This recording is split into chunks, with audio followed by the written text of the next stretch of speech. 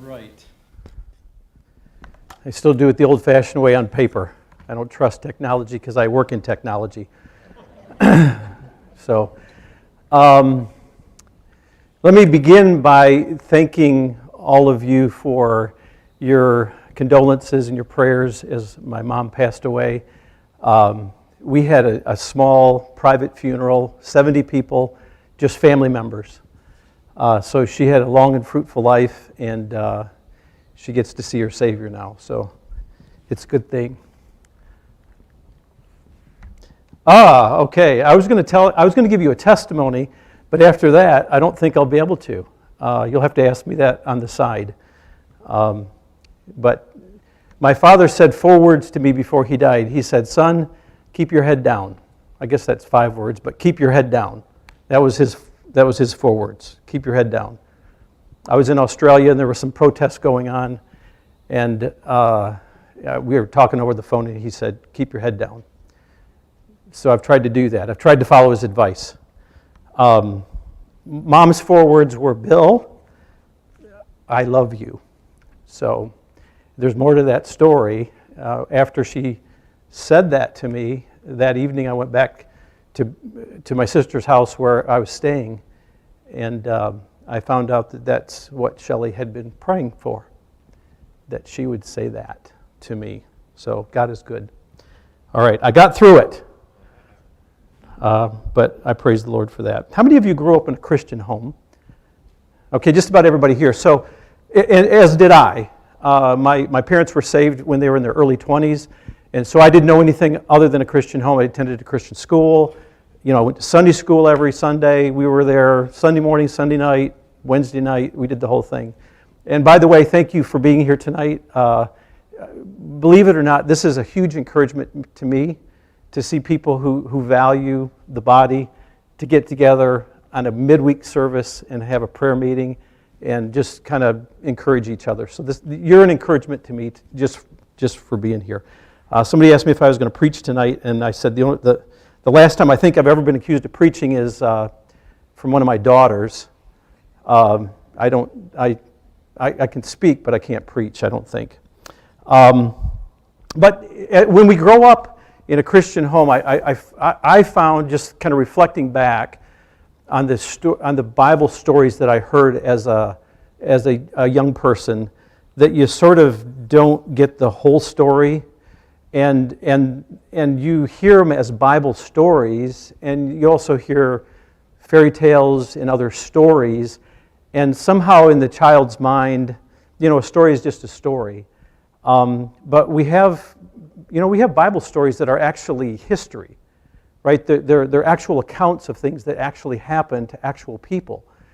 And this is, in 2 Kings, we have one of those stories. 2 Kings chapter 5. If you have your Bibles and you wanted to follow along, we're just going to kind of read through this story.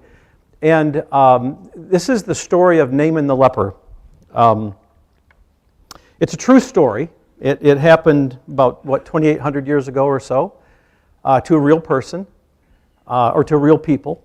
And if you look at the arc of this story, it's very kind of a stereotypical metaphor of someone who realizes a need and goes ultimately to God and almost rejects the salvation that was presented, and then through some wise counsel of his servants turns and does something that seems so outrageously simple, and is healed because of it.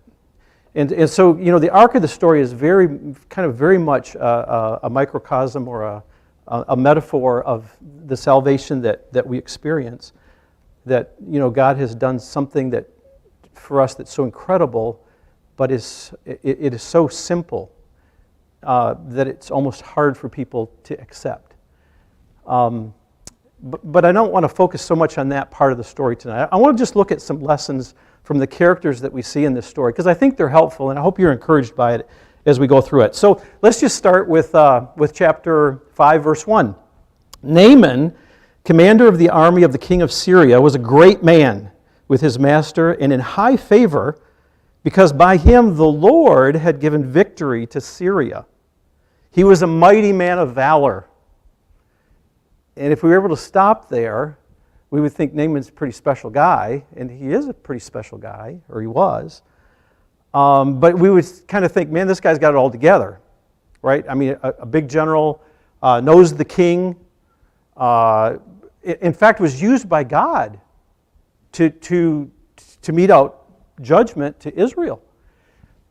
But we have this little conjunction, this little three-letter conjunction, but, and the whole story pivots on that little conjunction, but he was a leper. And leprosy, I don't know a lot about leprosy. I know it's quite curable these days, but back then it was sort of a death sentence.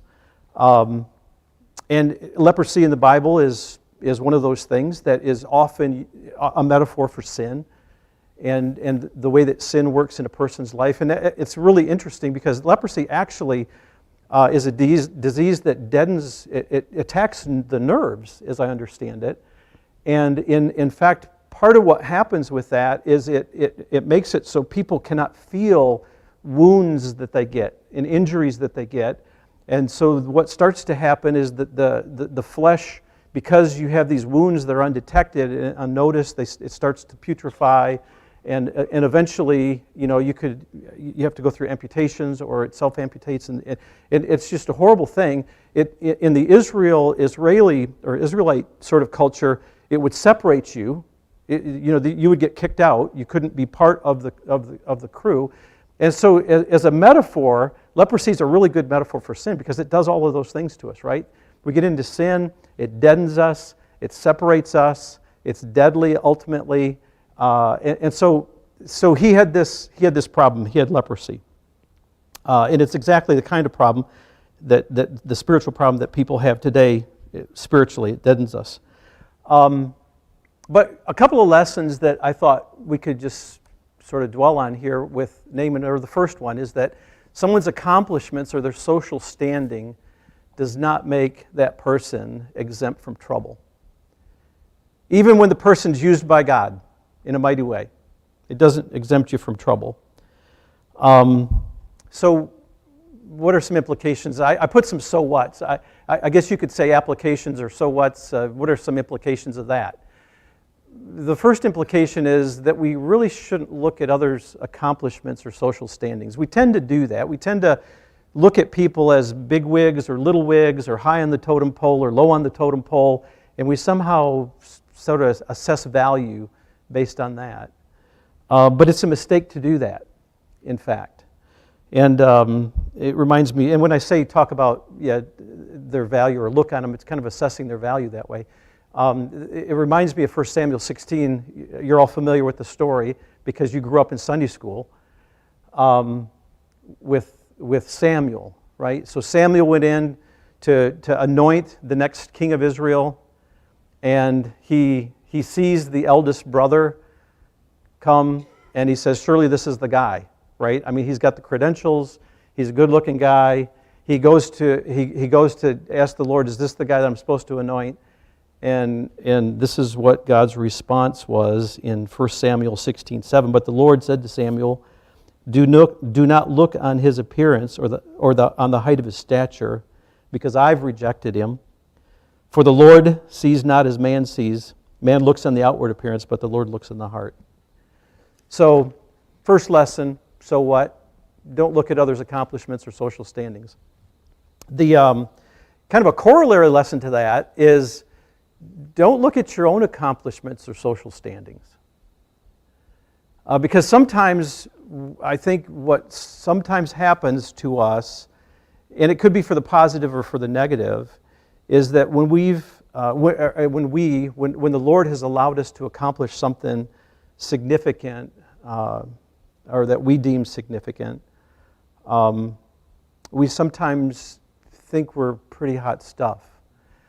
And it's a cautionary tale for us to not be that way and to expect, regardless of what happens, we shouldn't be looking at our accomplishments. Galatians 6:3, and this is in the context of somebody who thinks that they're above temptation, above sin. For if anyone thinks he is something, when he's nothing, he deceives himself. And then Paul also wrote a similar thing to the church at Corinth there in 1 Corinthians 10:12. Therefore, let anyone who thinks he stands take heed lest he fall. So if you're looking, or if we're looking to ourselves, or actually to anything other than God's good grace upon our lives, then we're standing on sinking sand. So that's lesson number 1. Doesn't matter who you are, you're not exempt from trouble, just like Naaman was. Verse 2. Now the Syrians, on one of their raids, had carried off a little girl from the land of Israel, and she worked in the service of Naaman's wife. She said to her mistress, "Would that my Lord were with the prophet who is in Samaria. He would cure him of his leprosy." Interesting verse there. This term little girl in verse 2, it really evidently has a lot of range. I'm not a Hebrew scholar. Some of you are. But evidently this word has a lot of range. It could be anywhere from infancy to adolescence. So it's I would guess this wasn't an infant, certainly somebody who could speak. And I would also guess that, in fact, so when they say they carried this little girl off, I mean, if we were to put a one-word label on her, what would it be? She was a slave. I mean, that's the word that we would use. She was a slave. She was enslaved. She was taken back. She was a slave to actually the person who was responsible, most largely responsible for her captivity, which is interesting when you think about it. But so she's a little girl. She makes a little comment.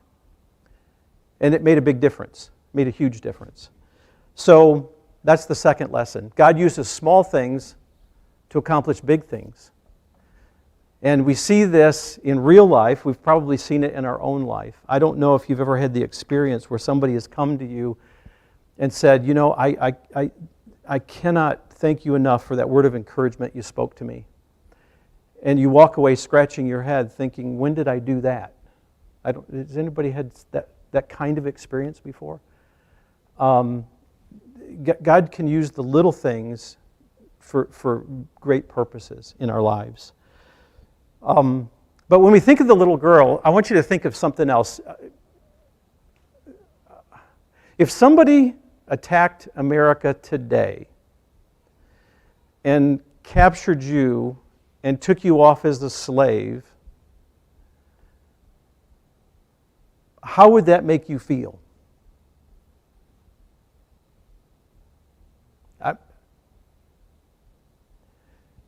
I'm guessing that we would feel like some wrong had been done to us. And then the question that follows that question is, what would it do to your heart? What would it do to your heart? Would it start to make you sort of bitter and kind of resentful and, you know, lonely for home and all of those other kinds of things? And I don't know how we would respond, but I think that probably would be the way that I would respond. But it didn't seem like it was this little girl's response, right? Because her response was more of, you know what, if my master could just get to the prophet in Israel, he could cure the leprosy. So a couple of so whats here. No matter your circumstances, keep the right heart attitude. This is easy to say. It's hard to do. Christ was talking to the Pharisees, and this is what he said: "You brood of vipers, how can you speak good when you're evil? For out of the abundance of the heart the mouth speaks. The good person out of the good treasures brings forth good, and the evil person out of evil treasure brings forth evil." You see a similar verse in Proverbs 4, verse 23. I memorized this in the King James Version. "Keep your heart with all diligence, for out of it are the issues of life." And the verse is translated a couple of different ways, or at least in the ESV it's translated a little differently. Out of it flow I don't think it's the issues, but out of it flow as it springs of life. And it's the idea that, what is in your heart eventually comes out. I heard a speaker one time talk about this, and usually when things come out is when you're jostled, right? And if you think about it as a cup, and some coffee in the cup, right? Usually we can walk around the house with a coffee in a cup, and there's no issues there. The coffee stays in the cup. We can set it down, we can pick it up, and we've got control. But when somebody bumps us, something comes out of the cup. What comes out of the cup is whatever's in it, right? And this is what happens to our hearts a lot of times. A lot of times we can kind of navigate life sort of successfully and in peace and tranquility with people until we get jostled or we get bumped. And then all of a sudden this stuff comes out. And I'm convinced that that part of the wonder of being married is just to show me how bad of a sinner I am. Because we don't fight a lot. Shelley and I don't. So I don't want to leave you with that impression. But it is interesting, particularly in the early days. As sweet as she is and as kind and gentle as I am, we had some cup bumping events, and what was in the heart came out, and it just helps you to deal with that. So I think spouses are given to help sanctify us. That's my take on it. So, no matter your circumstance, keep the right heart attitude, because eventually you're going to get jostled, your cup is going to get bumped, and something's going to come out of it, and you want it to be stuff that's good and not evil. And then the second, so what, is understand that you make a difference. And this might be kind of counterintuitive to the previous point that I made about not thinking too much of your own accomplishments, but there's a truth to this that I think we need to sort of rehearse and kind of reevaluate. We tend to sometimes, and I think it's different phases of life. So for example, for me, my mission in life was to raise our children and to get them married. And it wasn't a conscious mission, but when that mission was fulfilled, I had to stop and scratch my head and think, well, what's now? Isn't my life over now because my children are out of the house and married? And Shelley's kind of helped me say, no. You have a whole other generation to influence that's coming behind them. So your life isn't over. Keep influencing and keep contributing and keep making a difference. When you think of some, my mother, right? So here she was in tremendous pain from her arthritis and whatnot. She was in a head-on collision 4 years ago and broke her neck and broke ribs and smashed. She's a tough bird, and it could have been easy for her to basically just throw in the towel, not get up out of bed, but she kept going every day. And I'm sure that one of the things that she did was prayed for her children and for her grandchildren. And the question is, what is the impact of that in eternity? We don't know now, but we will know one day. What I do know is I have one less person praying for me now than I used to have. So I ask the question to you, if you're not praying for your kids or your grandkids, who is? You make a difference. What you do makes a difference. Paul puts it this way to the Corinthians: for the foolishness of God is wiser than men, and the weakness of God is stronger than men. For consider your calling, brothers. Not many of you were wise according to worldly standards. Not many of you were powerful. Not many of you were of noble birth. But God chose what is foolish in the world to shame the wise. God chose what is weak in the world to shame the strong. God chose what is low and despised in the world, even those things that are not, to bring to nothing things that are. And here's why He did this: so that no human might boast in the presence of God. So as long as we continually understand that we make a difference, but it's because of God's grace and it's for His glory, then we're in a good spot. You know, if you're uncomfortable with where God's put you, you're in a good spot. As long as you're relying on Him, and as He gives you success, you're trusting in Him. All right. Verse 5. So Naaman went in and told his Lord. So that would be the king, right? The king of Syria. Thus and so spake the girl from the land of Israel. And the king of Syria said, Go now, and I will send a letter to the king of Israel. And from what I understand, this is Jehoram, which was Ahab and Jezebel's son, who took the kingship after them, or the crown. So he went, taking with him 10 talents of silver, 6,000 shekels of gold, and 10 changes of clothing. And he brought the letter to the king of Israel, which read, When this letter reaches you, you know that I have sent to you Naaman my servant, that you may cure him of his leprosy.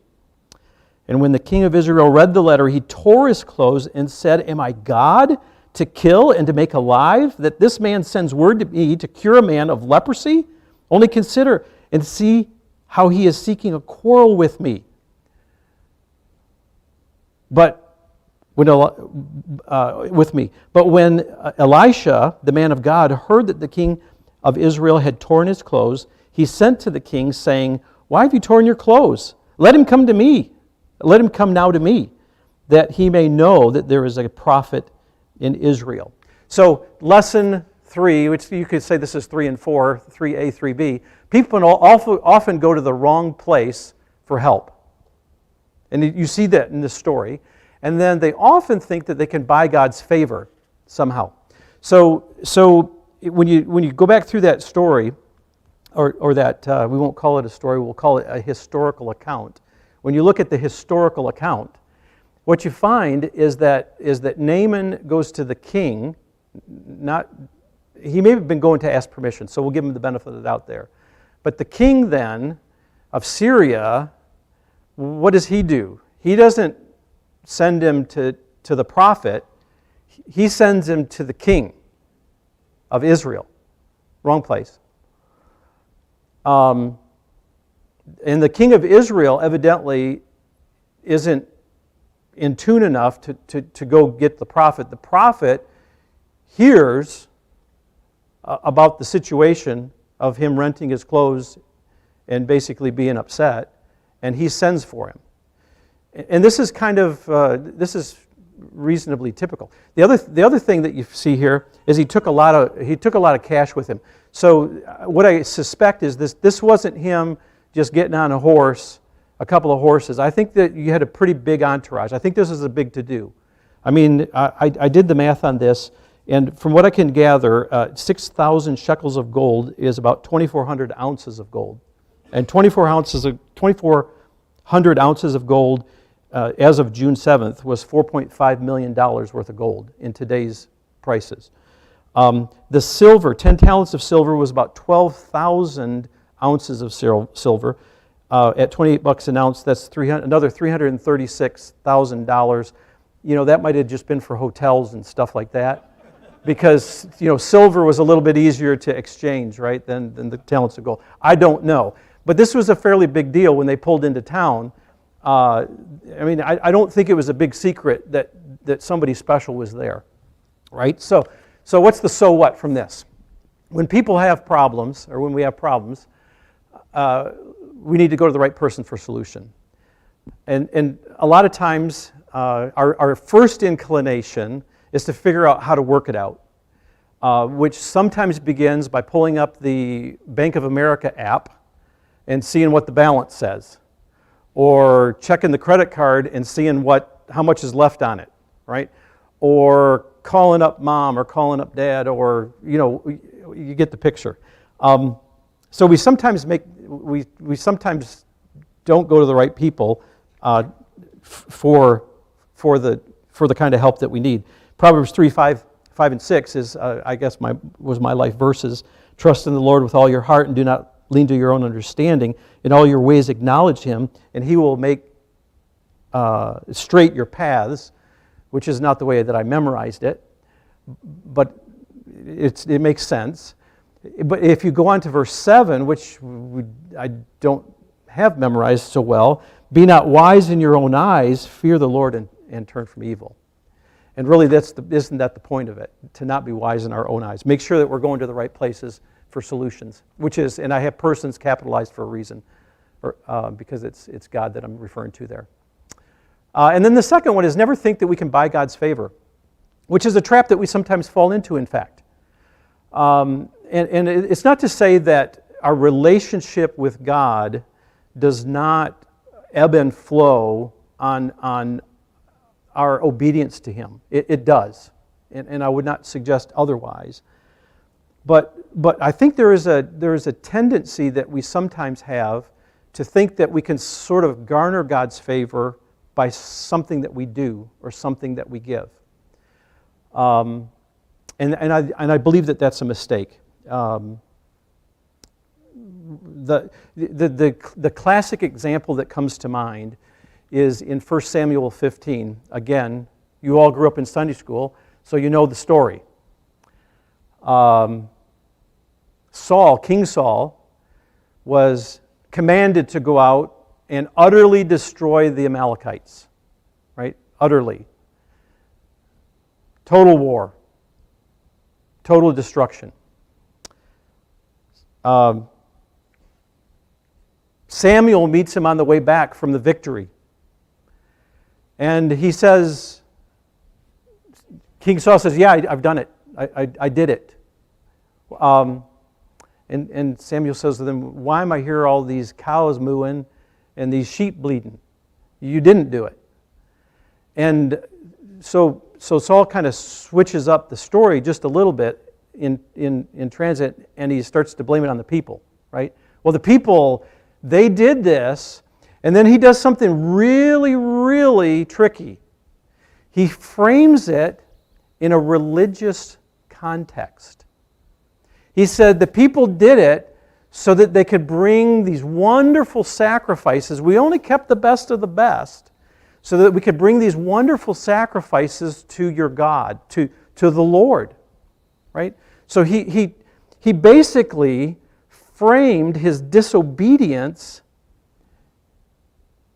in the cloak of religion. It's tricky. And I think you see some of that goes on today. And we have to be really careful that we don't do those kinds of things. Well, God, if you do this for me, or if I get that, this is what I'm going to do for you, and just sort of this swap meet with God. And what does Samuel say in 1 Samuel 15:22? And Samuel said, has the Lord as great delight in burnt offerings and sacrifices as in obeying the voice of the Lord? Behold, to obey is better than sacrifice, and to listen than the fat of rams. For rebellion, and he equates what King Saul did to rebellion. Okay, this is a serious thing. For rebellion is as the sin of divination, or witchcraft, and presumption is as iniquity and idolatry. Don't be presumptuous with God's grace that He's shed on our hearts, in our lives. Because you have rejected the word of the Lord, He has also rejected you from being king. So never think that you can buy God's favor. All right, so we continue on with our story. We have one more lesson. 2 Kings 5, 9 through 14. And Naaman came with his horses and chariots and stood at the door of Elisha's house. And Elisha sent a messenger to him, saying, go and wash in the Jordan 7 times, and your flesh shall be restored, and you shall be clean. But Naaman was angry and went away, saying, behold, I thought he would surely come out to me and stand and call upon the name of the Lord his God and wave his hands over the place and cure the leper. Are not Abana and Pharpar, the rivers of Damascus, better than all the waters of Israel? Could I not wash in them and be clean? So he turned and went away in a rage, but his servants came near and said to him, "My father, it is a great word that the prophet has spoken to you.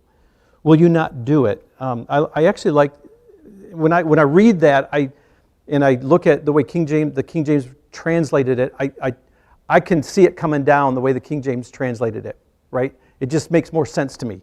And this is how it is. In that verse 14, and his servants came near and spoke to him and said, "My father, if the prophet had bid thee do some great thing, wouldst thou not have done it?